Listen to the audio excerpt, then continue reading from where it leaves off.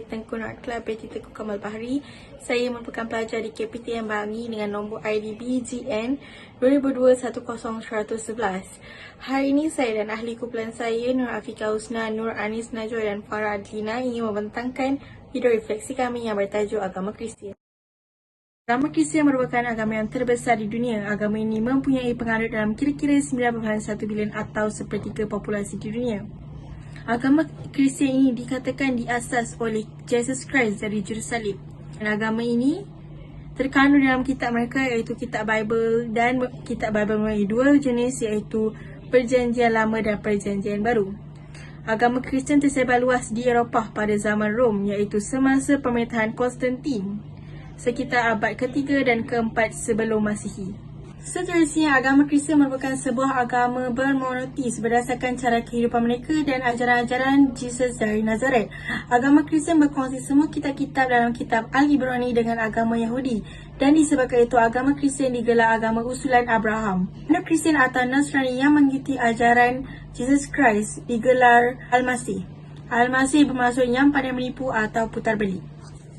Selain itu, agama Kristian mempunyai 3 aliran utama yang telah dibina 2000 tahun yang lalu, iaitu Katolik Roma, Ortodoks dan Protestan. Katolik Roma mempunyai mazhab yang terbesar dan penganutnya telah dibaptiskan. Ortodoks pula mempunyai 2 jenis iaitu Ortodoks Timur dan Ortodoks Timur Tengah.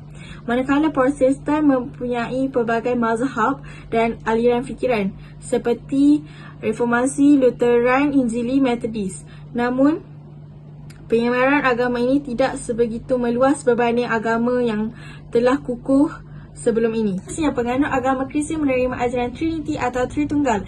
Tritunggal bermaksud persatuan Yahweh iaitu Tuhan Bapa, Tuhan Anak dan Roh Kudus. Simbol suci mereka adalah salib. Salib merupakan tanda pala yang sering kita lihat di atas gereja ataupun dipakai oleh penganut tersebut sebagai loket. Loket tersebut bertujuan untuk melindungi mereka daripada terima bahaya. Selain itu, di gereja mereka melakukan upacara pembaptisan. Upacara tersebut untuk mengesahkan bahawa individu tersebut telah beragama Kristian. Akhir sekali, majoriti masyarakat beragama Kristian terdiri daripada beberapa kaum, termasuk kaum Cina, India, Serani, orang asli dan peribumi Sabah Sarawak. Lebih 9% daripada negara ini merupakan penganut agama Kristian.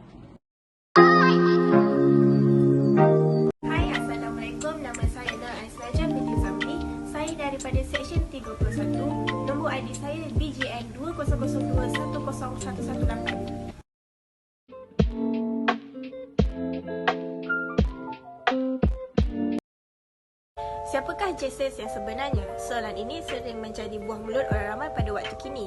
Di sini saya ingin mengupaskan dengan lebih dalam lagi tentang siapakah Jesus Christ yang sebenarnya. Penganut agama Kristian sangat mementingkan pengenalan kepada anak-anak mereka terhadap pengasas ajaran mereka iaitu Jesus Christ. Tahukah anda, orang Kristian anggap Nabi Isa adalah Jesus Christ ataupun anak Tuhan kerana baginda dihantar untuk memberikan penyelamat dan pendamaian dengan Tuhan melalui penebusan dosa-dosa kemanusiaan. Tetapi bagi ajaran Islam pula, Nabi Isa bukanlah anak Tuhan tetapi baginda diutuskan untuk kaum Bani Israel. Tahukah juga anda, Jesus Christ dilahirkan oleh seorang perawan yang tidak berkahwin yang bernama Maryam, dan mereka percaya bahawa ibu baginda adalah isterinya iaitu isteri kepada Jesus Christ.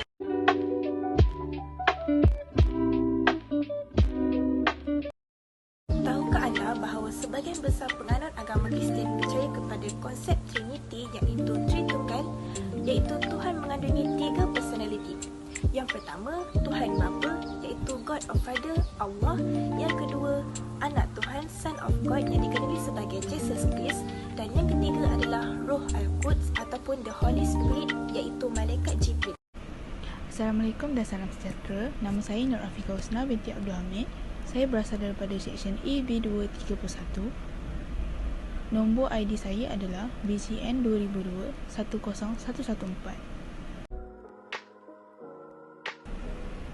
Terdapat 2 perayaan yang disambut oleh penganut agama Kristian iaitu Hari Natal dan Hari Easter. Apakah itu Hari Natal? Hari Natal atau lebih dikenali sebagai Hari Christmas merupakan satu perayaan yang disambut pada setiap 25 Disember bagi memperingati kelahiran Yesus. Hari Natal juga merupakan perayaan terbesar bagi mereka. Antara aktiviti tradisi mereka semasa menyambut perayaan ini ialah menghias pokok Krismas dengan pelbagai hiasan, contohnya dengan daun mistletoe. Pada hari Natal juga akan diadakan sesi pembacaan kitab yang menceritakan kisah kelahiran Yesus yang terkandung di dalam kitab Bible. Di samping bacaan-bacaan suci lain yang mengisahkan tentang bahaya kerakusan hawa nafsu manusia dan mengenai datangnya penyelamat iaitu Mesias yang telah dijanjikan oleh Tuhan kepada bangsa manusia. Kebanyakan gereja juga mengamalkan upacara nyanyian karol yang dipersembahkan di dalam suasana nyalakan lilin, dan kebanyakannya melibatkan nyanyian atau bacaan suci Bible oleh choir dan juga para penganut yang taat. Apakah itu hari Easter? Hari Easter merupakan perayaan yang disambut bagi mengingati kebangkitan Yesus Kristus. Ia juga merupakan perayaan yang terpenting bagi penganut agama Kristian. Perayaan ini akan diraihkan pada bulan Mac sehingga April pada setiap tahun. Penganut agama Kristian yang menyambut hari Easter akan memakai baju yang baru dan berwarna terang kerana pakaian baru melambangkan simbol kehidupan baru yang dianugerahkan oleh Yesus Kristus melalui pengorbanannya. Antara makanan tradisi mereka semasa hari Easter ialah telur rebus yang dihidangkan di dalam bekas yang berbentuk telur. Mereka juga akan mengesap kulit telur itu dan kemudian menyembunyikannya untuk dicari oleh anak-anak kecil. Di dalam kitab Bible terdapat dua perjanjian iaitu The Old Testament iaitu perjanjian lama dan The New Testament iaitu perjanjian baru. The Old Testament merupakan kitab suci yang pertama dalam dua bahagian kitab suci agama Kristian. Tahukah anda, perjanjian ini berkaitan dengan kitab suci agama Tanakh dalam agama Kristian Ortodoks. Teks yang sama dikenali sebagai Septuagint yang diterjemahkan dari bahasa Greek. Perjanjian ini mengandungi 10 ajaran dan perintah dari Tuhan yang dikenali sebagai The Ten Commandments. Yang itu, Tuhan itu hanyalah satu iaitu pencipta segala makhluk. Yang kedua adalah perjanjian baru iaitu The New Testament. The New Testament ini adalah perjanjian kedua dalam kitab suci agama Kristian. Tahukah anda perjanjian ini menerangkan beberapa perkara iaitu kepentingan moral yang baik, iaitu tidak membezakan taraf, maknanya menggalakkan berkata-kata benar serta mengajar berkasih sayang terutama dengan saudara mara dan rakan-rakan mereka. Hai, Assalamualaikum. Nama saya Faradina binti Nurihan. Saya dari Seksyen AB231. Nombor ID saya BGN 20021002. Kritikan agama Kristian. Sejarah agama Kristian ada menyatakan bahawa agama Kristian gereja dan tafsiran kitab suci telah dikritik. Antaranya kritikan khusus menangani kepercayaan agama Kristian. Orang-orang Kristian menyambut kritikan itu sebagai pembelaan pada pendirian mereka. Kritikan itu termasuklah keserasian dengan sains dan doktrin Kristian tidak menyenangkan atau tidak munasabah. Penindasan agama Kristian. Pada ketika dahulu, penganut agama Kristian ditindas oleh kerana mereka percaya terhadap Yesus Kristus. Golongan yang mempercayai Yesus Kristus akan dianiaya seperti didera, dibunuh, dipenjarakan tanpa alasan, ditolak peluang pekerjaan serta pelajaran. Juga mengalami kemusnahan gereja-gereja dan menculik anak-anak mereka. Kepercayaan Kristen ini tidak diterima dan ditentang dengan keganasan. Ramai penganut yang memilih untuk berrahsia dan hidup fakir miskin kerana beragama Kristen. Ada juga di antara mereka yang melarikan diri ke tempat yang lebih selamat bagi mereka. Sehingga kini pun masih wujudnya penindasan terhadap agama Kristen. Tetapi sudah berkurang kerana mereka mula berfikiran terbuka. 5 jenis doktrin Kristian.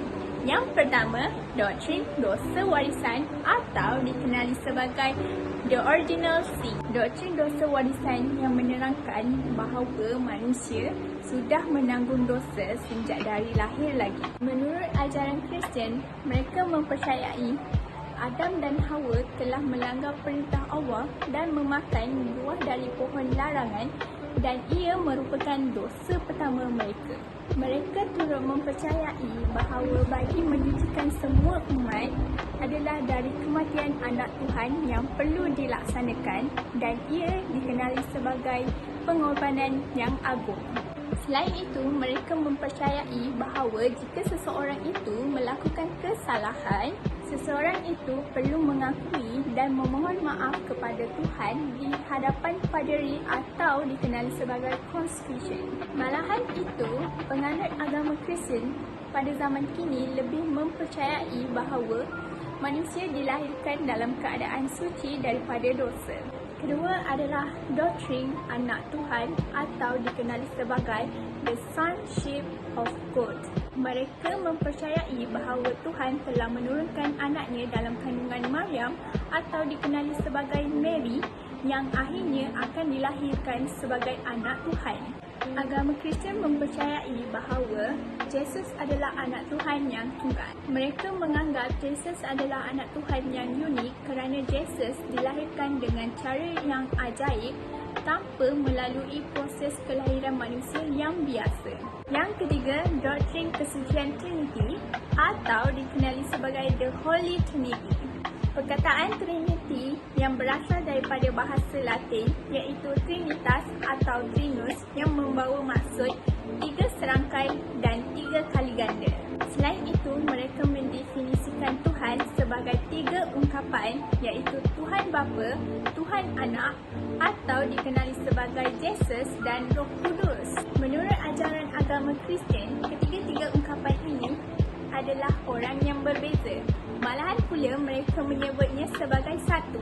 Yang keempat, doktrin ketuhanan Yesus atau dikenali sebagai the divinity of Jesus. Jesus digelar sebagai anak Tuhan apabila dunia Kristian menukarkan Yesus sebagai Tuhan.